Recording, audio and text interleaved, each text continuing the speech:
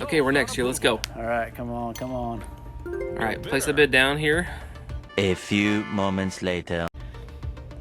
Yes. All right. But bonus time. What is that? Or it's okay. We're good though, right? Come on, 8800. We got it. Ah! Indiana again. Dang it, Indiana, coming out of left field. This is a hot lot. Killing us, Indiana. We're winning this now. Yeah. You better not come back now. We're good. They come back. I'll put the threat. Come on, baby. Here we go. Yeah! All right. Woohoo!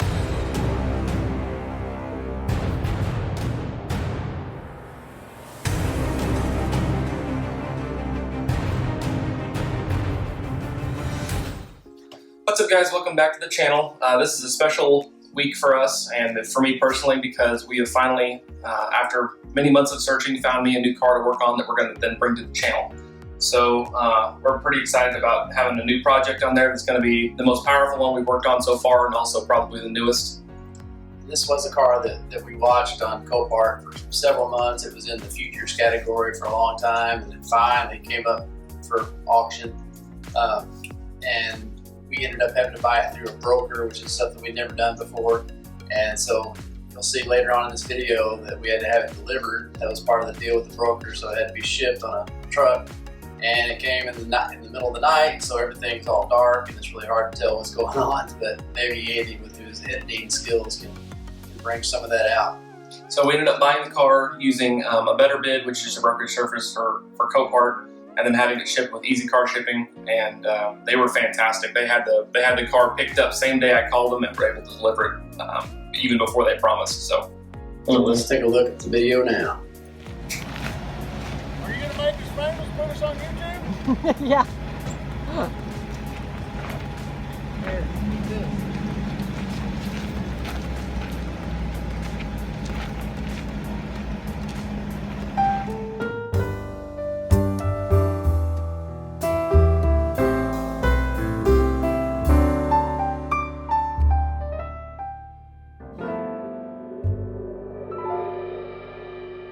Okay, so Andy's finally back over at the house, and he's gonna see his car for the first time here in the dark. Andrew, where are you? Oh yeah. wow, that is really that has been a lot, isn't it? It rolled like that, huh? I don't know if you guys can see anything that we're showing here, because on the camera it looks like you can't see anything. So we'll see when we try to edit this. But yeah, there's the main damage right there. First of all, tell people what we have here. So this is a 2013 Mustang GT with the Coyote 5.0 in it, and it's got 35,000 miles on it, and just some undercarriage and some light front end damage. With apparently you drove it on the trailer and off the trailer, so it runs and drives. Drug it off the trailer. But it looks good, other than being really dirty from sitting outside. Yeah, it's absolutely filthy, and we'll show you. We'll talk a lot about more tomorrow when we have light, and we'll see what's in the trunk and see what's in the areas inside that can withhold special treasures. So last time you saw it, we were unloading off the trailer in the dark, and now Andy's seen it in the dark, so it's a dark car. Time of year, it's dark all the time now. So we'll get more at it in the morning.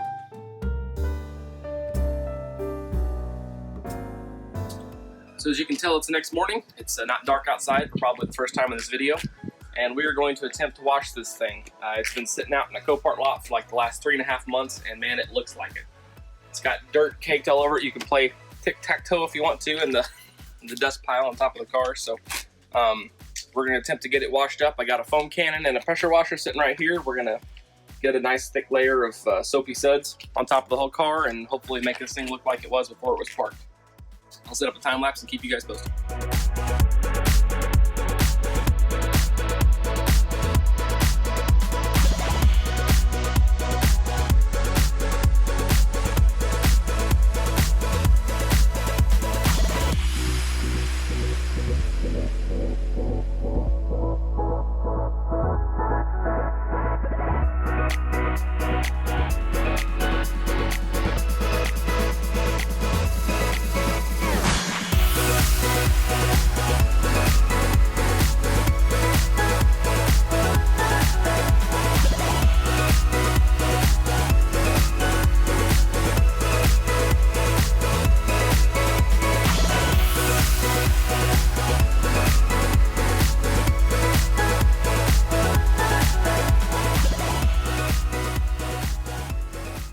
we got this thing of power wash. Andy's little power washer did the trick.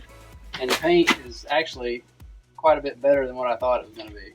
Yeah, that dirt actually, like all of it came off, and it doesn't look like it's just been beat to all get out. I mean, it's nice and shiny. There's no giant scratches, or doesn't look like the whole thing has to be buffed or anything, which is what we were hoping.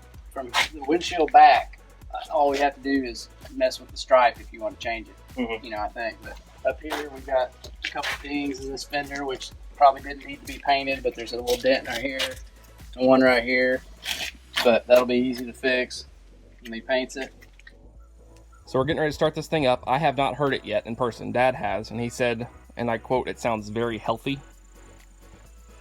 And but this has an Air-Aid cold air intake on it. That's the biggest cold air intake I've ever seen. There's my hand for reference. But He's got big hands. I have big hands. But so there's the Coyote 5.0, and then this has a Borla aftermarket muffler, and I think an off-road H-pipe from what I was crawling around under there before. But this thing is gonna wake the dead. Bruh. Oh my word!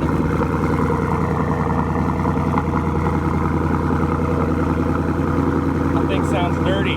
So now that we've got the outside clean, we got to get the engine bay clean. This thing is just about as disgusting as the exterior was. But we're just gonna hose it off right quick, and then that should take care of that.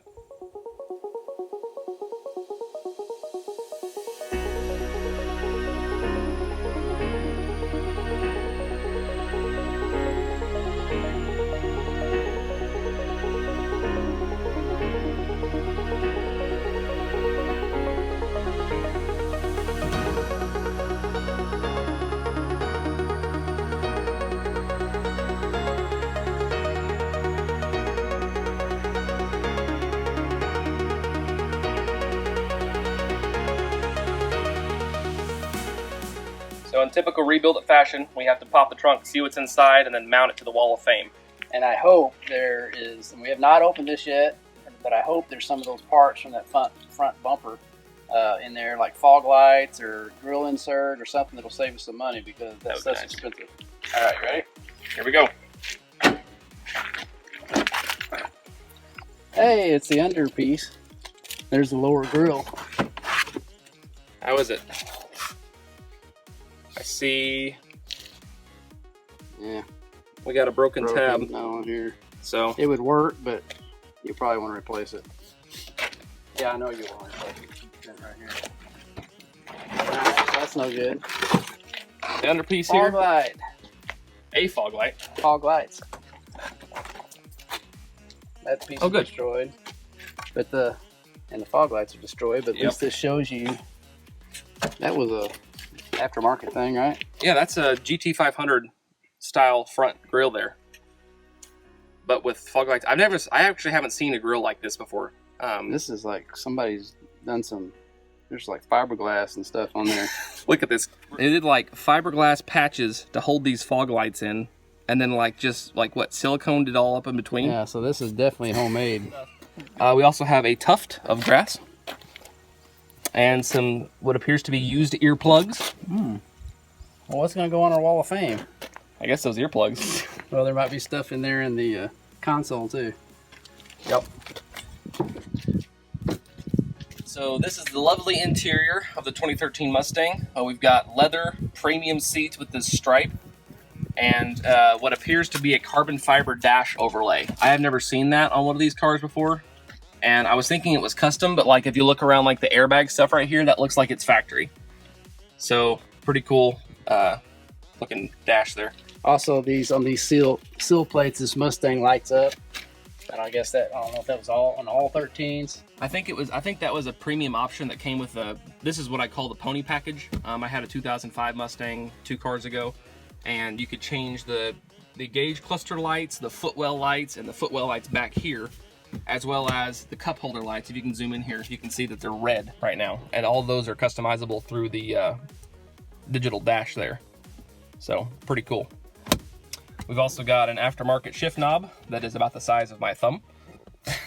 Itty bitty. Let's open up the glove box here and see if we've got a manual and maybe some other stuff. Oh, there's where it was bought one time. Here, Dad, open that up, see what we got in there.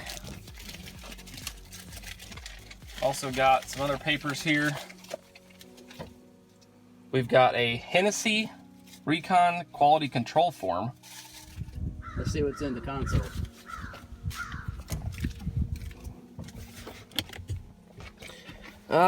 We have a thing. Looks like from a wedding. Potpourri, maybe? I don't know, it smells good. Alright.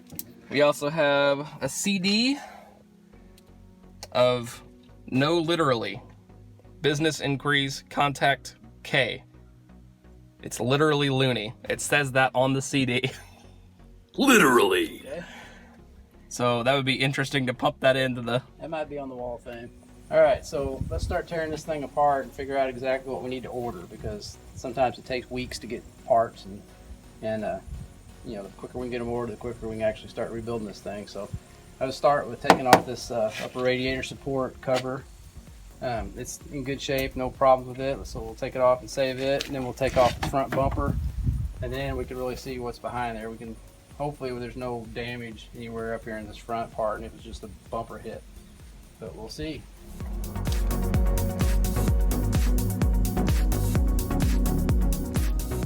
Alright, so when we got this thing off the truck, there was no coolant in the reservoir there. So we got to figure out, like, is the bottom of the radiator been hit and caused it to leak out? Is there a hose that's been knocked off, or what's going on with the coolant? I don't see anything up here. Like, this is the condenser, and the condenser, it looks like it might be bent a little bit in. We'll see once we get in there. I know it, yeah, it definitely is bent in. But if you turn on the air conditioner in the car, it cools super good, so there must not be a Freon leak anywhere. So we'll see if we can just straighten it out. But we got to figure out, you know, before we let it run very long, what's going on with the coolant. But we took the radiator support cover off, and there's no, I don't see any damage on any of the frame, upper frame part anyway. The radiator support and all the radiator's still in its holes. If you remember on the other 13 we did, this was all knocked out of whack, and this thing was all bent sideways and all that. This was all tore up. So headlights are good. You know, those are $600 a piece or so. So now what we'll do is we'll take this off, and this is a piece, if you go back with this same stock bumper, this is a piece that you would have had to buy separate right here. So you've already got it, it's not broke. So that'll save you some money. So all this thing is holding on is just these bolts right here, and then there's I'm sure there's some wires that are still connected unless they got all ripped off. So I don't have to worry about clips either, because those are all gone. So let me go grab a drill and we'll zip those screws out.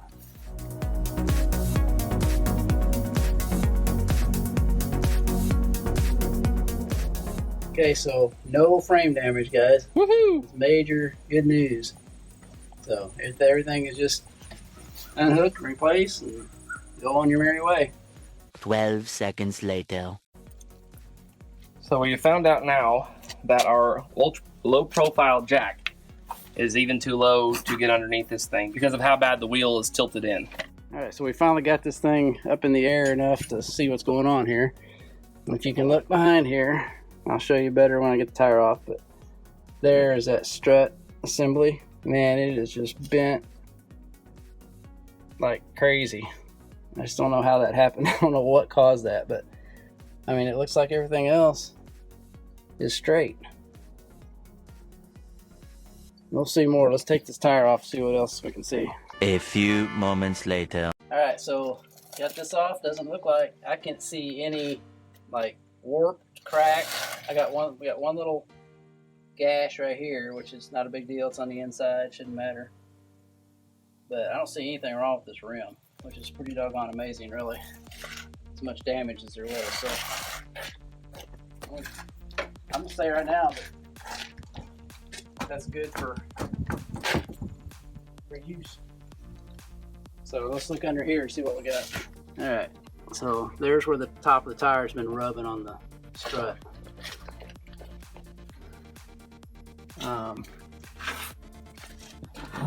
don't see anything else bent other than this. The control arm looks good. Axle looks good.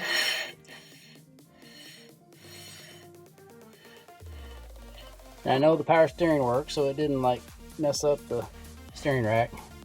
2 hours later. This is all Ford uses. All right, Andy's replacing this, or removing that lower rocker trim piece, whatever you call it. Rocker panel. And then I'm getting ready to start taking all the bolts out of this strut assembly. And I do believe everything is, that's the only, looking on the other side, and I think that's the only thing bent, so I don't know how it happened.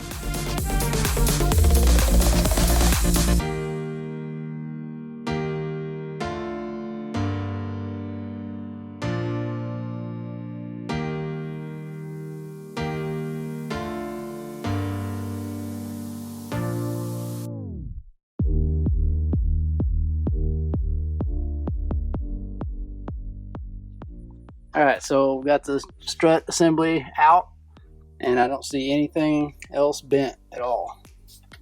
I mean, every other piece on there is straight. So I don't understand how that happened. Again, I've said that like 10 times, I know, but there's nothing else bent that I can find. Somebody sees something, tell me. And so Andy's gonna get the numbers off of that, get it ordered. So that'll be one less thing to do, and then now we need to get over there and start looking at what's going on with the coolant. Okay, I've got the air intake removed from the motor. I've got this engine cover loose so I can get the screws out. And now I'm going to remove the reservoir for the antifreeze, get it out of the way so I can try to get that fan shroud off. And then maybe we can see what's behind on the radiator.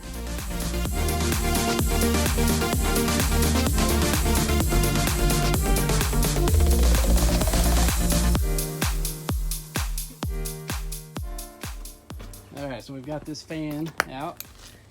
Let's see how bad shape it is. It's really been bad in that accident. I guess I'll tell you the truth. That was what I did when I was getting it off the trailer. It's a long story. Maybe I'll talk about it someday when I talk without crying about it. But so that's off. That had to be replaced. But this has nothing to do with what I did. We got a busted spot right here on the side of the radiator. This right here. So during the impact, that pushed that back into the frame and just busted that plastic piece. So we'll go ahead and get the radiator off and get the number off of that and get that ordered too.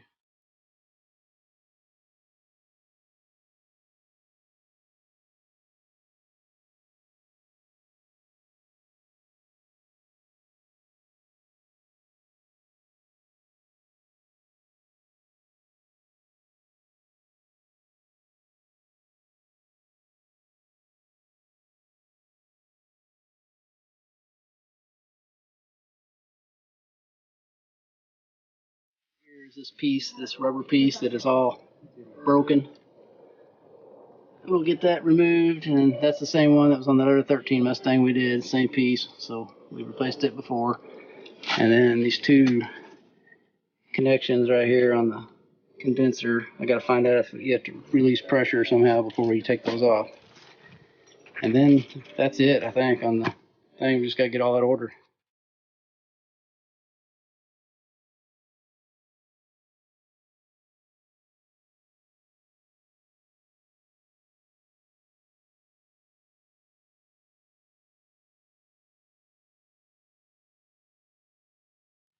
Okay, here's the list of stuff that we're getting ready to place orders on. New bumper, which I guess will go with the Incredible expanding bumper again, right? We got to buy this little inner grill support right here. The grill, whatever Andy goes with, up here in the front. The lower grill insert. And I think you're going to replace these with fog lights, right? If I go with another stock type bumper, then yes, but Okay. I might get a different style. closed. The little connecting pieces right here that hold the bumper on, both sides. The foam pad that goes between the styrofoam goes between that and the bumper cover. A plug for this fog light that got ripped out. The condenser, the radiator, the fan, air baffle, which goes on next to the radiator, and that's where the air goes through to get into the air intake. The strut, the front tires, which you've already ordered. This is a piece that covers fuel lines under the car. It's tore up. Get that ordered. The skid plate that goes under the bumper, and the other sill trim piece that goes on. And you'll have to decide if you want that one. If that one's good enough. I'd say it is. So the one on the other side. Yeah, the only parts on that one that are scraped up are underneath the car, so no one's ever going to see it anyway. That should be it, right? I believe so. Well, that's going to do it for this episode, guys. We really appreciate you joining us, and we got a lot accomplished in one day. I thought we got everything disassembled that is broken on the car except for the condenser.